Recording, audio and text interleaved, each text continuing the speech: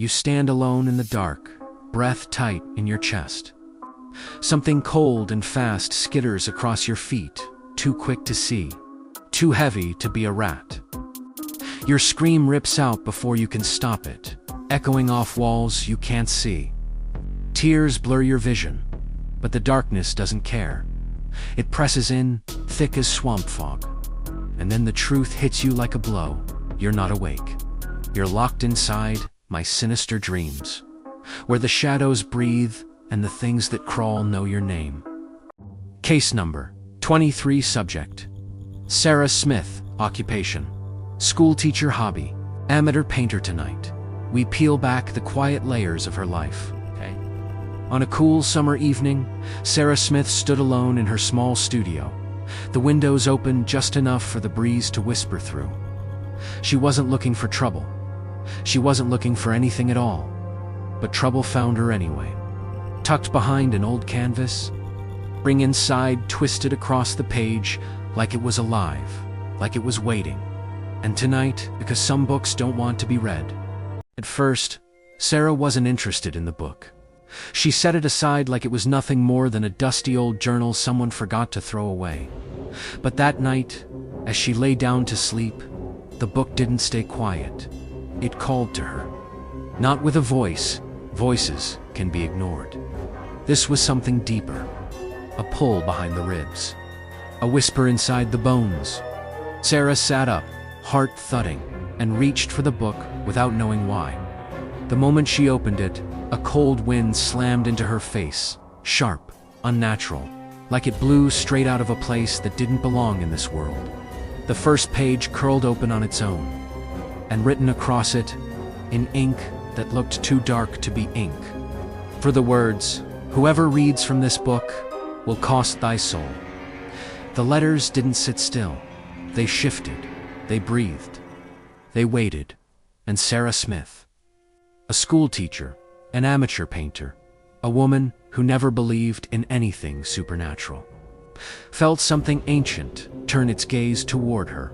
Tonight, case number 23 begins, and Sarah will learn that some warnings aren't meant to be read. They're meant to be obeyed. Sarah tried to close the book. She really did. But the pages wouldn't stay shut. They fluttered like something beneath them was breathing, like the book itself was exhaling cold air into her room. The lamp beside her flickered once, then again, then held steady, that the shadows on the wall didn't match the light anymore. They moved slower, heavier, like they belonged to someone else. Sarah froze. A soft tapping echoed from the corner of the room, 3 slow knocks, spaced too evenly to be random. She turned her head, but nothing was there. Just her easel, her half-finished painting, and the book resting open on her lap. Then the temperature dropped. Her breath fogged in front of her face, drifting upward like smoke. And on the canvas, the one she'd been painting earlier that day, a new line appeared. Not painted, not brushed, just there. A single black stroke, curving downward like a hook. Sarah's heart hammered. She stepped closer, and another line carved itself across the canvas, slow and deliberate, as if an invisible hand was finishing the picture she never meant to start. The shape was becoming a symbol, the same symbol she saw on the book's cover. And then she heard it, a whisper so faint she couldn't tell if it came from the room or from inside her own mind. You read the page. Now I see you. The canvas shuddered. The symbol pulsed once like a heartbeat, and Sarah Smith realized the first manifestation had already begun.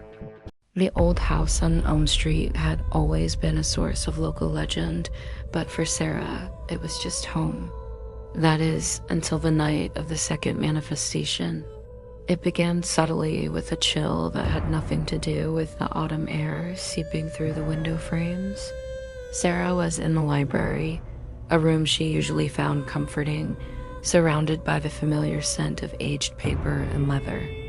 But tonight, the air was thick, heavy with an unspoken tension. Her eyes fell upon a book she'd never noticed before, tucked away on a dusty shelf. Its cover was plain, unadorned black leather, but it seemed to pulse with a faint dark energy. Compelled by a curiosity she couldn't explain, she reached for it.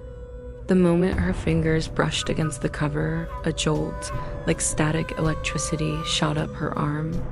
The book felt cold, unnaturally so, and it seemed to throng with a life of its own. She tried to open it, but the clasp was locked tight. A strange symbol, a spiraling serpent eating its own tail, was etched into the metal.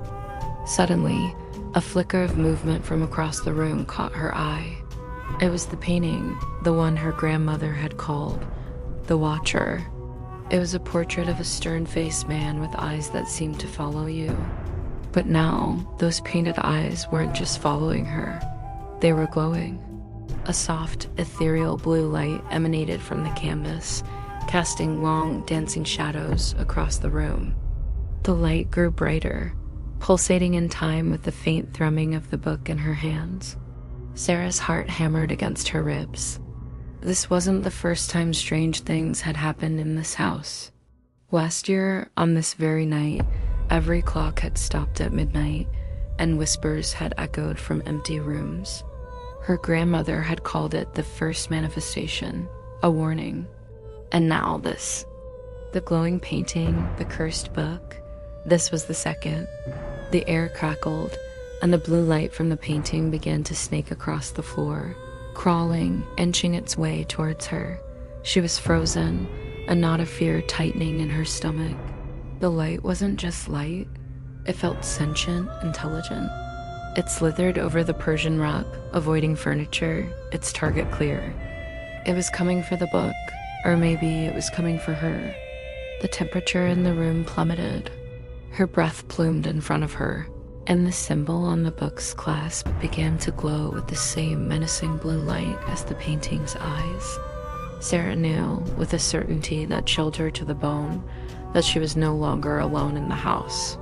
The entity her grandmother had feared, the presence that had lain dormant for a year, was waking up. The book in her hands was not just an old tome, it was a key. And the painting wasn't just a portrait, it was a gateway. She could feel a force building, a pressure in the air that promised to shatter the silence of the old house forever.